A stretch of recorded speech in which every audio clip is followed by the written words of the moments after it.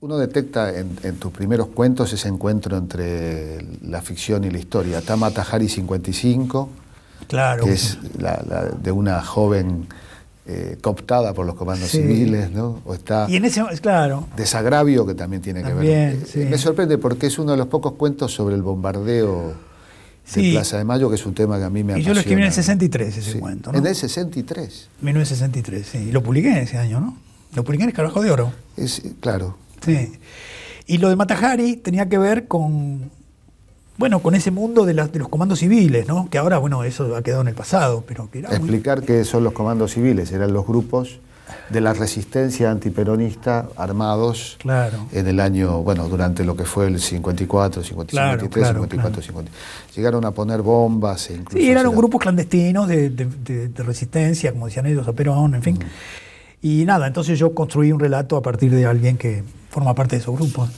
De cualquier manera, en ese encuentro, digamos, así como está el encuentro entre historia y ficción, hay luego un camino donde va creciendo tu pasión por cierta ficción ahistórica o la menos histórica de las ficciones, que es el policial, ¿no? Donde uno no necesita relatar quién es el presidente, ni la coyuntura. ¿Cómo fue ese paso? Yo creo que ese desprendimiento de la historia. Sí, creo que es el paso de una generación, ¿no? En un punto, digamos. Por un lado, yo empecé a conectarme con el género policial norteamericano a partir de mi propio interés por la literatura norteamericana. Y leyendo mucha literatura norteamericana empecé a encontrar escritores que no formaban parte de la gran tradición, pero que estaban muy, muy cercanos, como Hammett o Chandler, que eran amigos de Faulkner y de Hemingway. Y ahí, bueno, surgió ese proyecto de hacer una colección que publicara esos libros en ediciones cuidadas,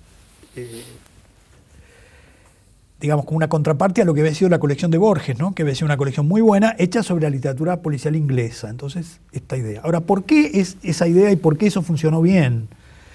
Me parece que nos permitió a una serie de escritores de aquel tiempo enfrentar algo que nos ponía un poco incómodos, que era cierta noción de lo que era la literatura comprometida, que estaba muy ligada a los acontecimientos políticos inmediatos, ¿no? Nosotros respetábamos, pero teníamos relaciones polémicas, como pasa con cada generación, con la generación de Viñas, de Martha Lynch, de Beatriz Guido, digamos, que estaban trabajando con una noción de la literatura social o comprometida muy directa. Y veíamos en la literatura policial un modo de hacer literatura social de gran calidad sin tener la necesidad de ligarse, digamos, a acontecimientos contingentes. Porque el género policial es un gran género anticapitalista, ¿no? Es un gran género de crítica social, ¿no es verdad?